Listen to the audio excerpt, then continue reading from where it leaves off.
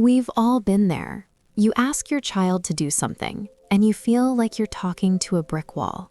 You raise your voice, and it feels like no one is listening. The frustration builds, and before you know it, you're yelling. It happens to the best of us. But what if I told you that yelling doesn't have to be the go-to strategy? What if I told you there's a better, calmer way to get your kids to listen? Today, we're going to explore how you can get your kids to listen without raising your voice. And yes, it actually works. First things first, let's talk about why yelling doesn't work. When you yell, it sends a message of frustration and power. It might feel good in the moment, but it rarely gets the results you're hoping for. Yelling creates a negative atmosphere, and more often than not, it leads to your kids shutting down or tuning you out. It's a cycle that doesn't end well for anyone involved. So, what's the alternative? It all starts with understanding the psychology of communication. Children, just like adults, respond better when they feel understood. They want to be heard, respected, and treated like equals in a conversation. And guess what? You can create that environment without raising your voice. The key lies in how you approach the situation and how you make your requests. Here's the first thing you need to know. Calmness is contagious. If you remain calm, your child is much more likely to mirror that behavior. Children often model the emotions they see around them. If you're frantic and stressed, they're going to pick up on that and react in the same way. But when you approach them with a calm demeanor, it gives them the space to process the situation without feeling overwhelmed. A great way to begin this approach is by using simple language. When you're trying to communicate with your child, keep your requests clear and direct. Avoid long-winded explanations or asking them to just figure it out. Kids don't respond well to vague instructions, and too many words can cause confusion. Instead, say things like, "Please put your shoes on," or "It's time to start cleaning up." Short, clear statements make it easier for your child to understand what's expected.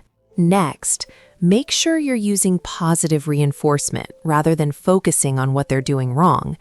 Instead of saying, "Stop making a mess," try saying, "I like it when you help me clean up." This shifts the focus from the negative behavior to the positive action you want to see. When kids are praised for doing something right, they're more likely to repeat that behavior. Positive reinforcement works wonders for motivation and confidence. Another key strategy is offering choices. Kids, especially younger ones, love having a sense of control. If you're always telling them what to do, they'll push back. But when you give them options, they're more likely to comply.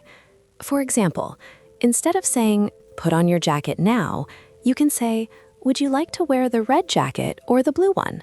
This makes the task feel less like a command and more like an opportunity for them to make a decision. Sometimes kids just don't listen because they're distracted or overwhelmed.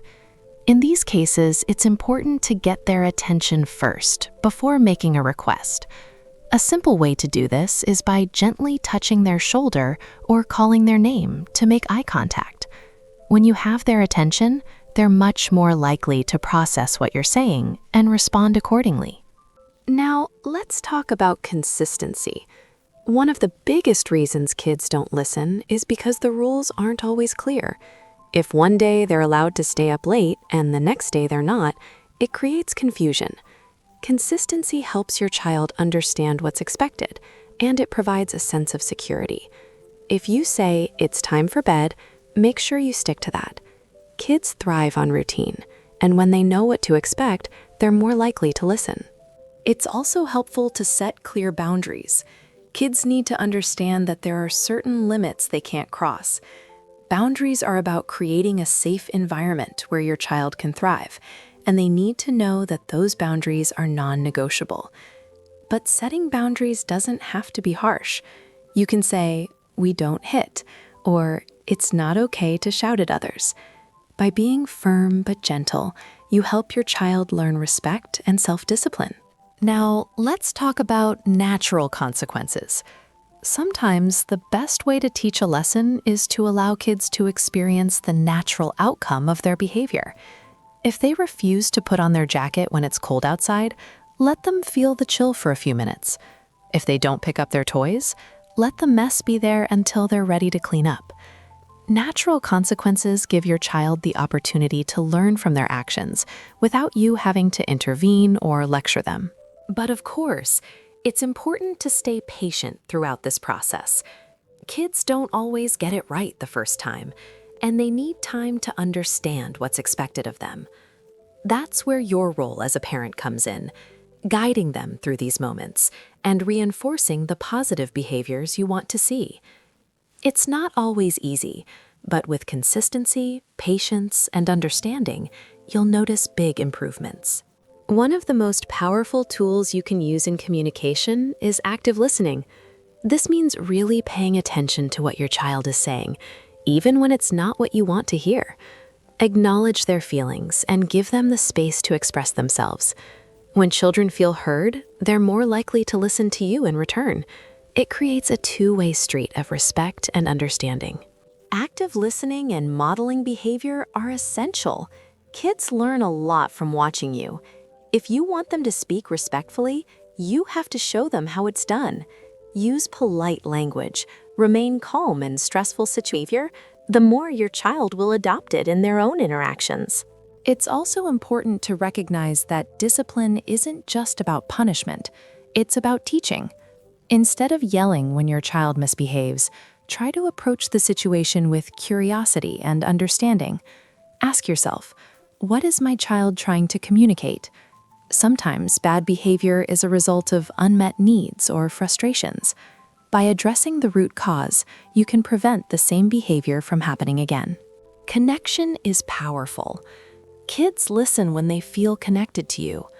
Spend quality time together, engage in activities they enjoy, and show them that they are loved and valued. When a child feels secure in their relationship with you, they're more likely to listen when it matters most.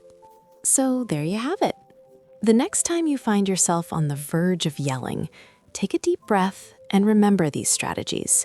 Stay calm, use simple language, offer choices, set clear boundaries, and always be consistent. Most importantly, remember that getting kids to listen doesn't have to be a battle. With patience, understanding, and a little bit of creativity, you can build stronger, more respectful relationships with your children. And the best part? You can do it with ever raising your voice. Thank you so much for watching. If you found this video helpful, be sure to like, share, and subscribe for more parenting tips. And if you have any other strategies that have worked for you, leave them in the comments below. I'd love to hear from you.